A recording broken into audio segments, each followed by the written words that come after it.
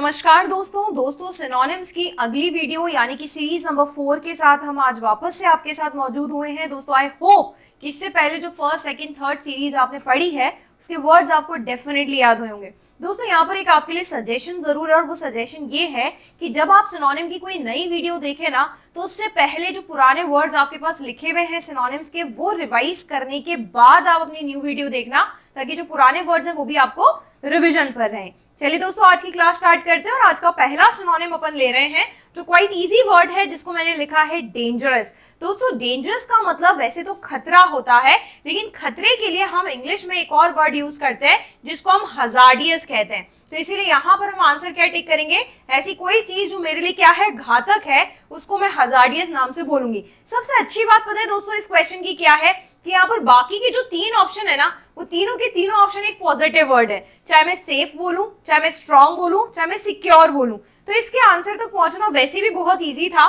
क्योंकि जो क्वेश्चन मुझे गिवन है वो भी क्या है, नेगेटिव है। दोस्तों ये मैंने आपको वीडियो नंबर 1 में भी एक बार बताया था कि कई बार हम हमारे इंग्लिश में जो आंसर्स है ना वो इसी बात से निकाल लेते हैं बाय ऑप्शन कि जो क्वेश्चन है वो पॉजिटिव है या नेगेटिव है। क्योंकि मेरे से प्राइवाची पूछ रहा है, जो वर्ड मुझे गिवन है वो नेगेटिव है, इसलिए जो मेरा आंसर होगा वो भी क्या होगा, एक नेगेटिव वर्ड होगा। बहुत इजी सा वर्ड था। डेंजरस का मतलब ऐसी कोई भी चीज जो मेरे लिए क्या है, घातक है, हार्मफुल है।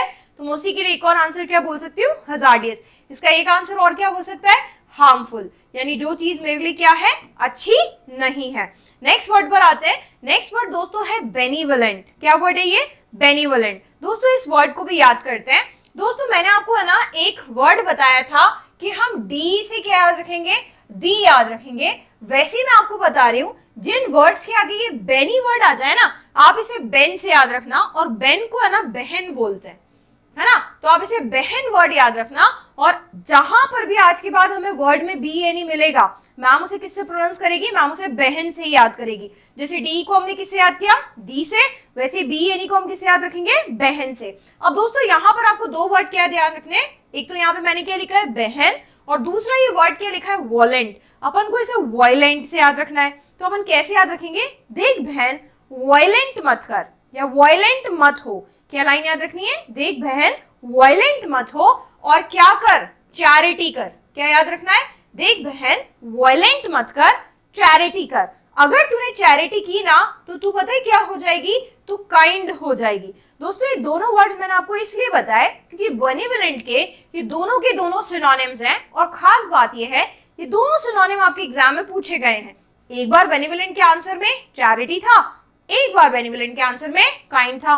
तो हमने दोनों ही याद कर लिए। क्या लाइन याद रखनी है, देख बहन वॉयलेंट मत कर, क्या कर, चैरिटी कर, ताकि तू क्या कहलाएगी, काइंड कहलाएगी। तो दयालु के लिए या किसी चीज की मदद करने के लिए हम वर्ड क्या यूज करते हैं, बेनिवोलेंट। बाकियों के मतलब आप जानते हैं, बेनिफिशियल यानी लाभदायक, काइंड मेरा आंसर है ही, हेल्पफुल यानी मदद करना, और सपोर्टिव यानी भी मदद करना। यानी हेल्पफुल और सपोर्टिव आपस में एक दूसरे के पर्यायवाची हो सकते हैं। लाइन क्या याद रखनी है, बहन वॉयलेंट मत कर, चैरिटी कर, जिससे तू क्या कहलाएगी, काइंड कहलाएगी। नेक्स्ट वर्ड दोस्तों लेते हैं। नेक्स्ट वर्ड है एंसेस्टर्स।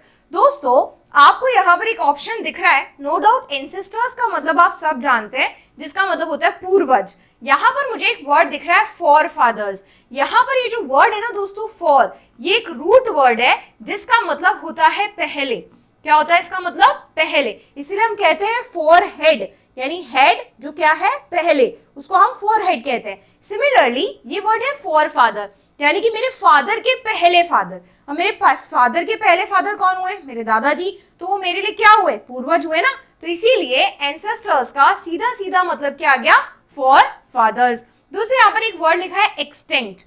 ये एक्सटिंक्ट का मतलब होता है ऐसी कोई चीज जो लुप्त हो चुकी है। एक तो वो चीज होती है जो लुप्त होने की कागार पर है, उसको दोस्तों इंग्लिश में बोलते हैं एंडेंजर्ड। आपने सुना भी होगा कई स्पीशीज ऐसी हैं जो लुप्त होने की कागार पर हैं, तो उन स्पीशीज को बोला जाता है एंडेंजर्ड स्पीशीज। और कई स्पीशीज ऐसी है जो ऑलरेडी लुप्त हो चुकी है, तो हम उनको क्या बोलते हैं, एक्सटेंट। तो ऐसी कोई चीज जो लुप्त हो चुकी है उसे हम एक्सटेंट बोलते हैं। रिलेटिव्स का मतलब आप जानते हैं और ओल्ड पीपल का मतलब भी आप जानते हैं। तो एंसेस्टर्स का मतलब क्या हुआ, पूर्वज। फॉर का मतलब पहले, तो मेरे फादर के पहले कौन, मेरे दादाजी, तो मेरे दादाजी मेरे क्या हुए, पूर्वज। नेक्स्ट वर्ड पर आते हैं। नेक्स्ट वर्ड दोस्तों क्या है, मीक। यहाँ पर भी मैं आपको इसके 3 सिनोनिम्स याद कराऊंगी। तीनों सिनोनिम्स याद हम अच्छे से करेंगे जैसे हमने बेनेवोलेंट वर्ड याद किया। देखो दोस्तों, यहाँ पर आपको क्या याद रखना है, एक लाइन तो आपको ये याद रखनी है, ये वर्ड मीक है।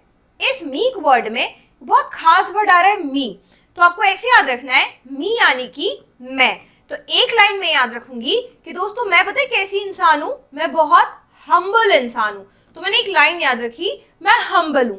यहां से मैं आपको ये बताना चाह रही हूं कि मीक का जो सिनोनिम होता है वो क्या होता है, हम्बल। लेकिन हम्बल मैम हमें तो कहीं ऑप्शन में नहीं दिख रहा, इसका मतलब हम्बल का एक और सिनोनिम यहाँ पर बैठा हुआ है। अब ये एक और सिनोनिम में कैसे याद रखूं, तो इसके लिए आप एक लाइन याद रखो। वो लाइन क्या है, हुआ क्या कि एक मेले में सारे के सारे जने क्या हो गए, मिस हो गए।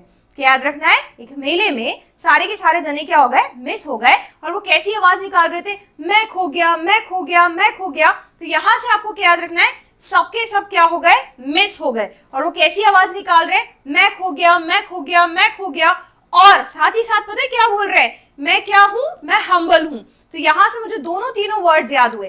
पहली लाइन की याद हुई कि सबके सब क्या हो गए, मिस हो गए। तो यहां से वर्ड क्या याद हुआ, सबमिसिव। अभी जो सबके सब मिस हुए, ये कैसी आवाज निकाल रहे थे, मैं हम्बल हूं, मैं हम्बल हूं। तो यहां से मुझे वर्ड क्या याद हुआ, मीक, और मैं क्या हूं, हम्बल हूं। तो यहां से मुझे तीनों वर्ड्स याद हुए मीक के, कि मीक को ही हम क्या कहते हैं, हम्बल, और मीक को ही हम क्या कहते हैं, सबमिसिव। तो यहां पर मेरा आंसर जो टिक होगा वो क्या होगा, सबमिसिव। लाइट हार्टेड का मतलब आप जानते हैं, सॉफ्ट हार्टेड पर्सन, जो बहुत दयालु किस्म के होते हैं। सीरियस का मतलब भी आप जानते हैं। नाउ दोस्तों, what do you mean by बिनाय, बिनाय का मतलब क्या होता है, तो यहाँ पर ये जो बिनाय वर्ड है ना, इसका मतलब भी दयालु ही होता है। क्या होता है बिनाय का मतलब, दयालु। यानी मैं इसे लाइट हार्टेड का एक बार के लिए सिनोनिम मान सकती हूँ। तो सॉफ्ट हार्टेड पर्सन और light hearted person is known as what, बिनाय। आगे चलते हैं, नेक्स्ट अपना वर्ड लेते हैं। नेक्स्ट वर्ड है मेरा इनडिक्ट। यहां से इसको याद रखते हैं, इनका मतलब होता है अंदर, और डिक्ट से आपको याद रखना है डिक्टेट। डिक्टेट यानी अंदर किसी के नाम डिक्टेट हो रहे हैं। कैसे याद रखना है, एक रूम है जिसके अंदर किसी के नाम डिक्टेट हो रहे हैं। अभी जो अंदर नाम डिक्टेट हो रहे हैं ना, ये आपको पता है किसके नाम डिक्टेट हो रहे हैं, ये उन लोगों के नाम डिक्टेट हो रहे हैं जो अक्यूज्ड हैं। अक्यूज का मतलब जिन पे दोष लगा हुआ है या जिन पे दोषारोपण हुआ है, उन दोषारोपण हुए लोगों के नाम जो है वो अंदर डिक्टेट हो रहे हैं। और आपको पता है ये लोग दोषारोपण इन पे क्यों लगा हुआ है, या ये लोग दोषारोपण के तहत क्यों आ रहे हैं, क्योंकि इन सब पे क्या लगा हुआ है, चार्ज लगा हुआ है। तो यहाँ पे इनडिक्ट के भी मुझे दो सिनोनिम याद हुए। कैसे याद हुए, अंदर नाम डिक्टेट हो रहे हैं, किनके नाम डिक्टेट हो रहे हैं, जिन पे क्या लगा हुआ है, दोष लगा हुआ है, अक्यूज लगा हुआ है। तो अक्यूज लोगों के नाम अंदर डिक्टेट हो रहे हैं, और अक्यूज लोग कौन है, जिन पर चार्ज है। दोस्तों यहाँ पर बाकी के ऑप्शंस को समझना भी बहुत आसान है, या फिर मैं ये कहूँ नए वर्ड्स आपको दिख रहे हैं जिनका मीनिंग और भी अच्छा है, इम्प्लीकेट। दोस्तों इम्प्लीकेट का मतलब होता है किसी की तरफ इशारा करना। किसका मतलब, इम्प्लीकेट का क्या होता है, किसी की तरफ इशारा करना। यहाँ पर दोस्तों एक वर्ड लिखा है इल्यूड। इस इल्यूड वर्ड का सिनोनिम होता है जिसको आप कहते हैं एस्केप। एस्केप मतलब भाग जाना। तो किसी भी चीज से भाग जाने के लिए आप वर्ड यूज करते हैं इल्यूड।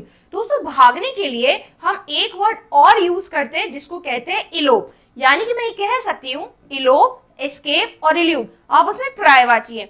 लेकिन दोस्तों इन तीनों के मतलब भी बहुत अलग अलग है।